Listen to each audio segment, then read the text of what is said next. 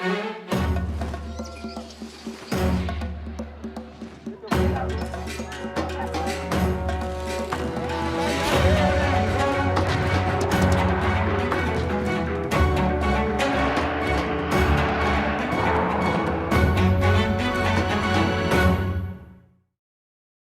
colônia, vivemos o ciclo do pau-brasil, do açúcar e do ouro, todos voltados ao mercado externo.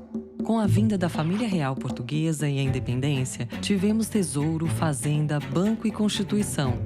Enquanto o mundo viveu duas revoluções industriais, o Brasil continuou baseado em latifúndios, exportação e trabalho escravo.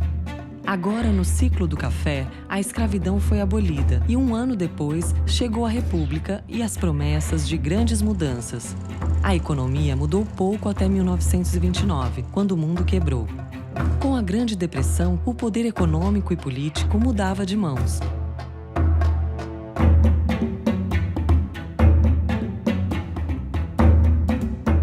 Em 29, explode a crise de 29, a crise do capitalismo mundial. Que foi provocada pela quebra da Bolsa de Nova York. A crise de 29 foi uma tragédia. Começa a Grande Depressão. A depressão dos anos 30 foi terrível. Pegou o Brasil em cheio. A Revolução de 30, no fundo, está ligada a esse processo. Getúlio veio do Sul cavalgando e assumiu o poder.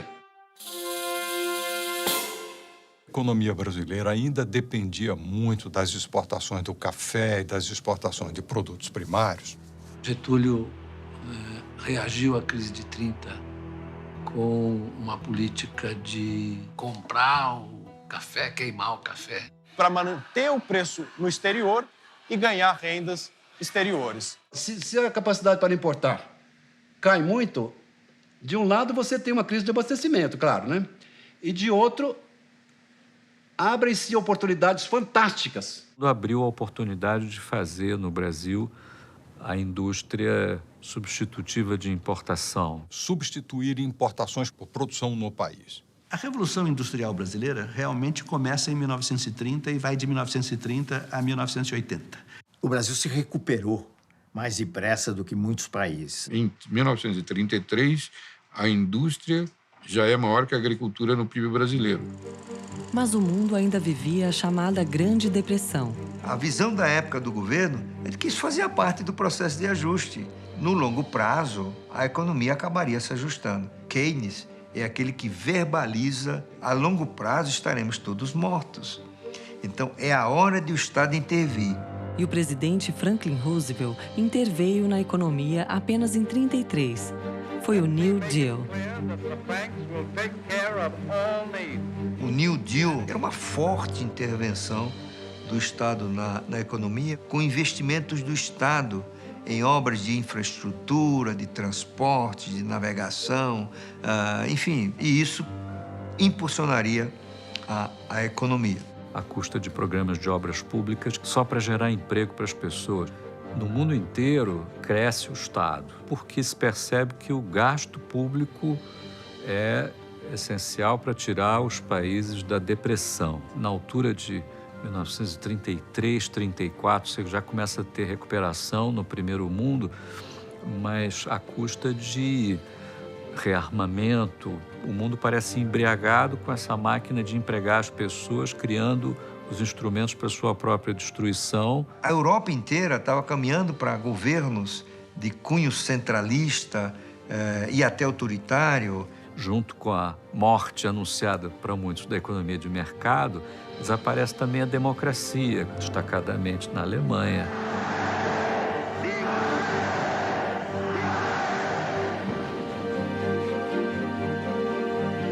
Vários regimes autoritários surgem no mundo inteiro, também na Itália e no Brasil. O Estado brasileiro deixou de ser um Estado liberal oligárquico para ser um Estado desenvolvimentista, ou nacional desenvolvimentista, como se falava, a partir de 1930. Quer dizer, o Vargas, em 37, ele golpeia, né? Ele golpeia e nasce o Estado Novo.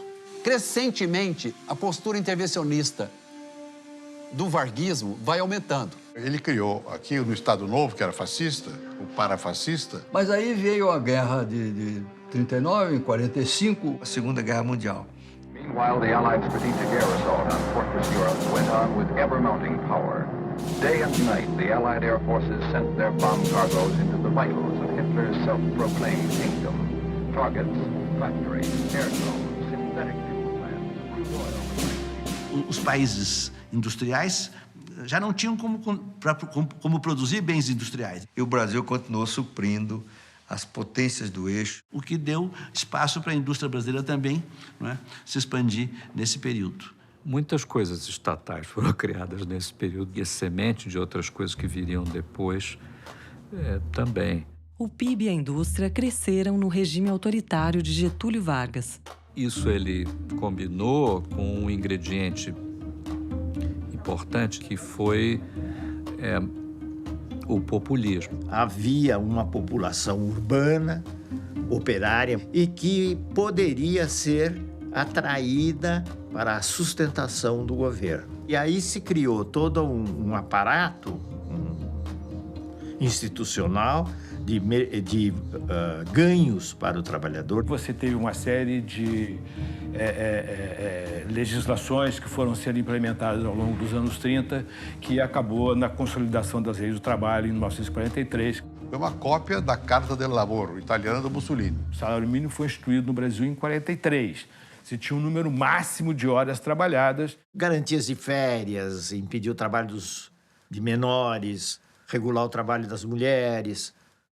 Ele criou uma reestrutura das relações de trabalho e sindicatos, mas sempre sob a tutela do Estado. Os sindicatos controlados pelo governo, os dois lados, empresarial e de trabalhadores. Bom, criou uma máquina de ligação de clientelismo entre os sindicatos e o governo. Um sindicato único, reconhecido pelo Estado. Um imposto sindical fazendo com que o sindicato dependa do Estado de alguma forma. E o governo dando dinheiro e controlando tudo isso. Uma coisa bastante discutível, porque houve um atrelamento do sindicato ao Estado. E depois a manipulação política do sindicato para o partido que domina o governo, ou do qual o governo provém. Enquanto as disputas de classe eram controladas no Brasil, em 1945 a guerra chegava ao fim. E surgia a Guerra Fria. Já prevendo o fim da guerra, em 1944, as nações se reuniram para reorganizar a economia mundial. A economia mundial ficou muito desorganizada. Em 1944, há essa grande conferência em Bretton Woods para reordenar o sistema monetário internacional. É quando se inventa o FMI. Uma instituição, né, que, de alguma forma, deu assim as regras do jogo para o comércio internacional. Pode haver situações onde um determinado país se vê com falta de recursos. Ele nasceu para controlar déficit em contas correntes. Para evitar, inclusive, que este problema, localizado neste determinado país, se amplificasse. Para ajudar países nesse tipo de situação, sem um prejuízo muito grande às populações. Com o FMI, surgiram também a ONU e o PIB, o cálculo das riquezas produzidas em cada país. Acabou a Segunda Guerra Mundial, imediatamente a ONU convocou todo mundo e fez as regras sobre como ia ser feita a contabilidade nacional e, portanto, como ia ser calculado o PIB. PIB quer dizer Produto Interno Bruto, e ele é uma somatória de tudo o que se produz e que é considerado economicamente valioso. Nenhum país pode ser membro do FMI se ele não calcula direito isso. A Conferência Internacional de Bretton Woods, 1944, presume que cada país vai ter um banco central para cuidar da sua moeda. Um banco que manda nos outros bancos. E aí decide-se reforçar a atividade dos bancos centrais do mundo. Só que o Brasil não tem banco central. Então, por favor, Brasil, volte para casa e faça um banco central. O doutor Bulhões tomou o compromisso de criar um banco central aqui no Brasil. Encontrou uma tremenda resistência no Banco do Brasil, dos políticos, dos empresários. A resistência era tão grande que ele resolveu fazer o que ele chamou de um embrião do Banco Central. Que é a criação da Superintendência da Moeda do Crédito, a SUMOC. Esse embrião do Banco Central, criado para funcionar 6 meses, 1 ano, durou 20 anos. A SUMOC manteve o Banco do Brasil como centro do sistema financeiro. O Banco do Brasil tinha funções, inclusive, de fazer o papel do Banco Central. A execução da política creditícia, da política monetária, da política cambial, estava basicamente com o Banco do Brasil. A SUMOC foi formalmente criada já no governo de Dutra. O Dutra começou muito mal, né, porque ele resolveu abrir a economia. Mas de uma forma tão indiscriminada que acabou resultando um inconveniente muito grande. Reduziu muito as reservas brasileiras, que eram fantásticas naquele período, tinham sido acumuladas durante a guerra e tudo, né? E um ano e meio depois, abandonou o liberalismo econômico. Depois de Dutra, Getúlio Vargas voltou à presidência em 1951. Bota o retrato do velho outra vez, né?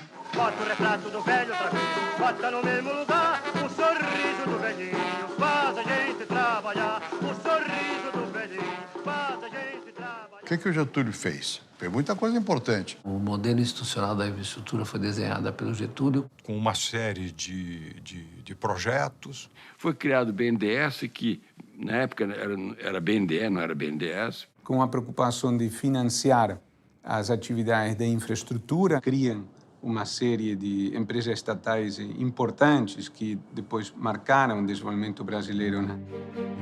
O governo Vargas cessa abruptamente em 54, causando comoção nacional.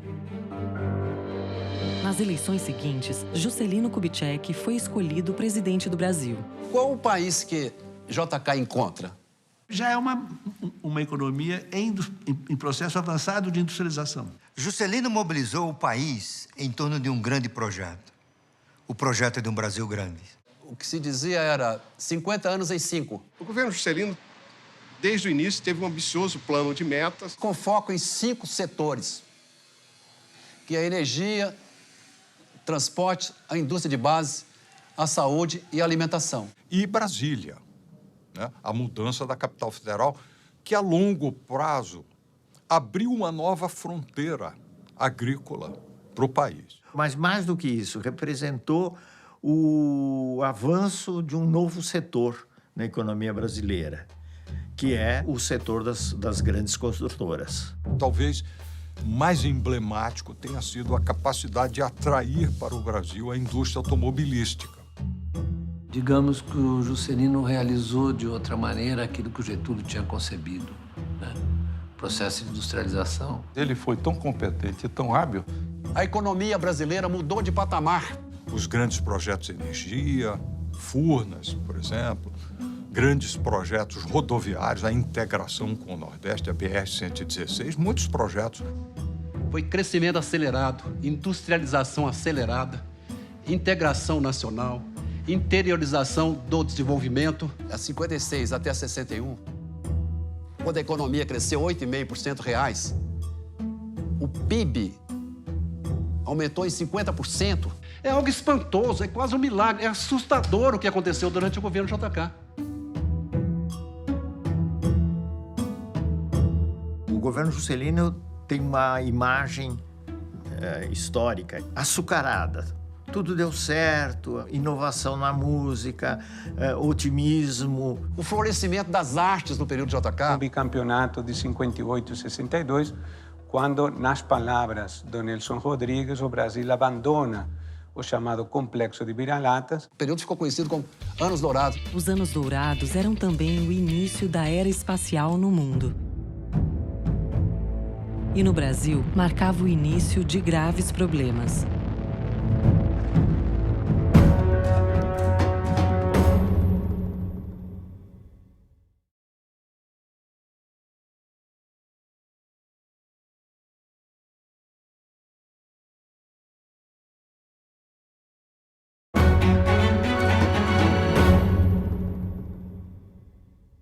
Há um ovo da serpente que começa a se quebrar no governo Juscelino. A maior crítica que é feita a JK e a seu governo é econômica. JK é o pai da inflação. Brasília é a matriz da inflação brasileira, né? Disse isso, né? A sociedade viu o país começar a crescer sem ter que apertar o cinto e ficou eufórico. Só que depois a conta chegou. O Juscelino, diferentemente do Getúlio, foi irresponsável do ponto de vista fiscal. Ele resolveu construir Brasília e não tinha dinheiro para isso. Ele deixou uma herança de uma conta muito grande a ser paga. A inflação ficou muito assanhada mesmo. Uma das forças que impulsionam a inflação é a gastança excessiva do governo. Antes de 64, você aprovava às vezes 10, 11 vezes os gastos do que o orçamento podia suportar. Se ele gasta mais do que arrecada, então tem de recorrer a empréstimos ou então bota mais moeda em circulação. Ele emitiu para valer. O que significa, olhando do lado da moeda, significa inflação. Mas a inflação ainda não era vista como um grande problema. Quando a inflação chegou a 2 dígitos, nos anos 40, começaram a ter as teorias que a inflação era indutora do crescimento econômico. Era o debate entre estabilidade e crescimento. Parecia que para crescer tinha que continuar volátil, instável e em crise, né?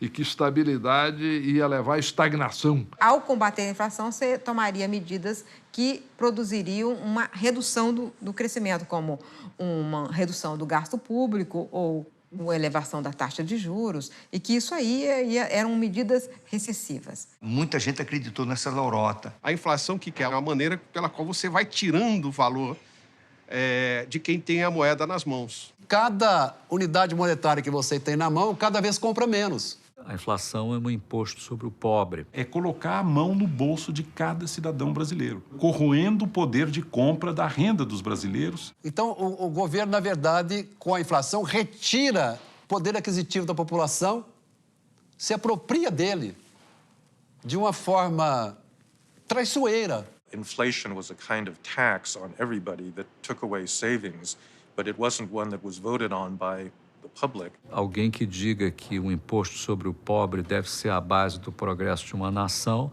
é um pervertido, entendeu? Devia estar preso. A conta foi entregue a Jânio Quadros, que achou mais urgente proibir maiôs nos concursos de Miss, biquínis nas praias e o lança-perfume nos bailes de carnaval. No Brasil estava vivendo desequilíbrio fiscal e crise inflacionária. Setor externo desarrumado, balanço de pagamento desequilibrado, a inflação em alta. A bomba caiu no colo do sucessor e, de certa maneira, isso preparou o terreno para o golpe militar de 64. Que era o período da Guerra Fria. Então, havia o princípio de estabilidade política, não só no Brasil. Nas décadas de 1940, 50 e 60, diversos países se tornaram independentes. No mundo inteiro, essa disputa de áreas de poder, de influência entre União Soviética e Estados Unidos se projetava nos países, né? Em 1959, nós temos a Revolução Cubana.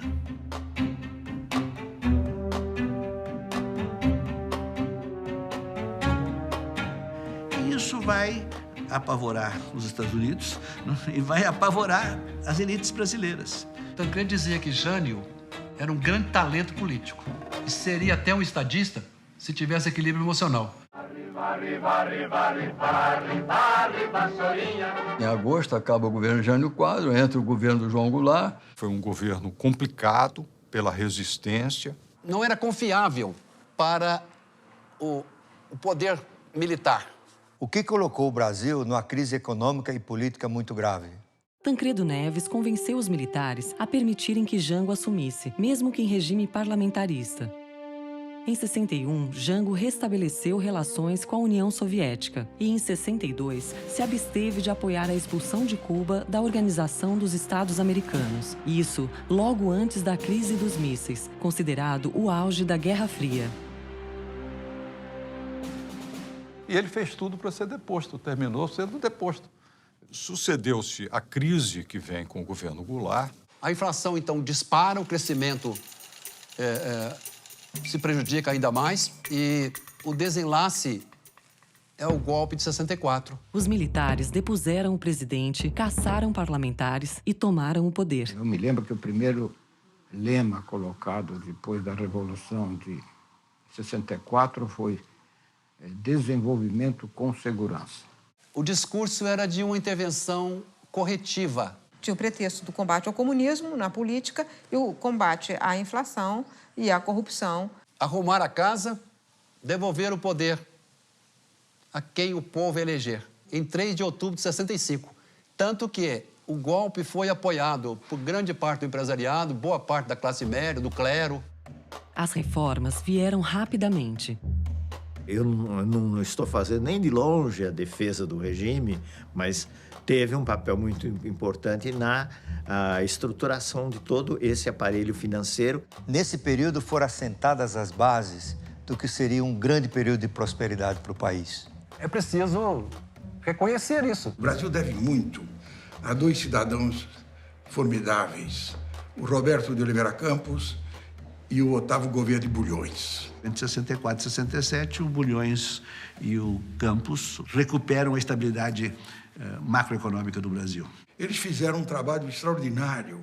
É muito difícil você encontrar um setor da economia brasileira que não tenha sido modificado. Foi feito um grande ajustamento fiscal. Um combate severíssimo à inflação, ao déficit público, redução de despesas. Reforma tributária, a reforma monetária, a criação definitiva do Banco Central, até então era a Superintendência da Moeda e Crédito. O Banco Central foi criado em 1964.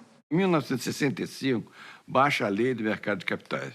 Eu acho que tivemos uma primeira reforma bancária. E aí os bancos um pouco maiores começaram a ter mais condições de financiar empresas e começaram a se expandir mais, ocupando o território nacional. Enfim, uma série de inovações que foram muito importantes. E é interessante que todas essas reformas foram feitas num período curto, de apenas 2 anos e meio. Em vez de devolver o poder aos civis em 65, como prometido, os militares foram reduzindo as liberdades políticas e civis, até que o regime passou a torturar presos políticos e censurar a imprensa. Mas a economia crescia e a inflação caía.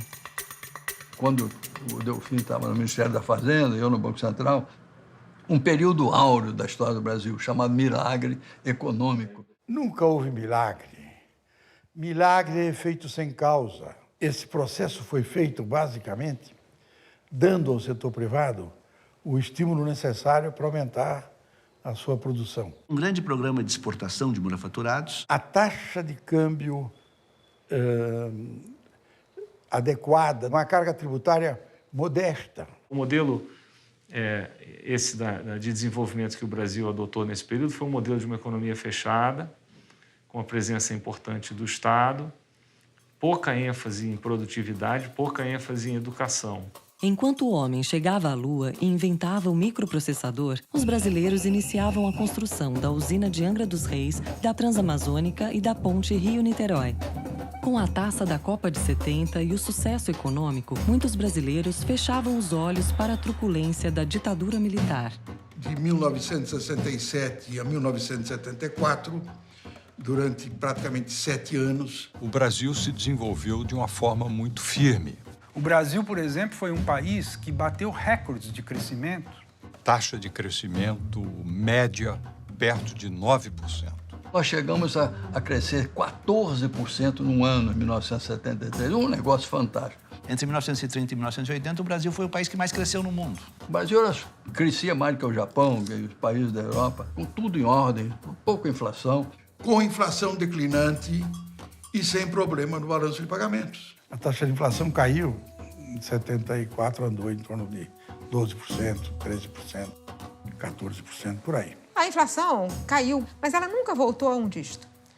Esse crescimento trouxe o Brasil a mais ou menos 1/4 da renda per capita americana. A classe média teve um primeiro grande salto. Não significa que alguém foi prejudicado. O bolo cresceu para todos, com mais fermento nos segmentos mais ricos.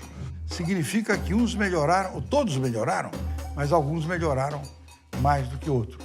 A gente deu muita ênfase a investimento em capital físico. Pouca ênfase em produtividade, pouca ênfase em educação. Você não tem aumento da presença da criança da escola durante o período do milagre. A ditadura mesmo significou no Brasil desenvolvimento econômico sem desenvolvimento social. Eu não vou nem falar da ditadura, mesmo antes. Né? Por exemplo, quando você decide que é mais importante você criar um monopólio do petróleo do que investir em educação, você está dando um exemplo típico de que não há uma consciência realmente. Isso gerou um país com uma distribuição de renda extremamente desigual. Isso foi tudo feito num ambiente de descaso absoluto com a questão da desigualdade. A desigualdade aumentava e as liberdades diminuíam, enquanto o sonho de ser grande se concretizava. Mas a economia também estava prestes a ruir.